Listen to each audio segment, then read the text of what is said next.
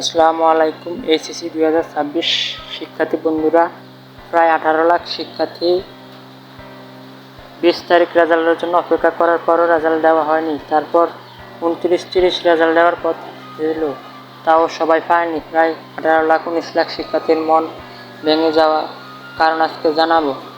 তো মন্ত্রণালয় অনেক চেষ্টা করার পরও কাজ করতে না পেরে সর্বশেষ 10 আগস্ট রেজাল্ট দেওয়ার তারিখ ঘোষণা করা হয়েছে।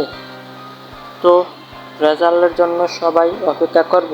তো 1 নাম্বার কারণ হচ্ছে খাতা মূল্যায়ন বেশি সময় লাগছে, সঠিক নির্ভুল মূল্যায়ন যাতে হয়।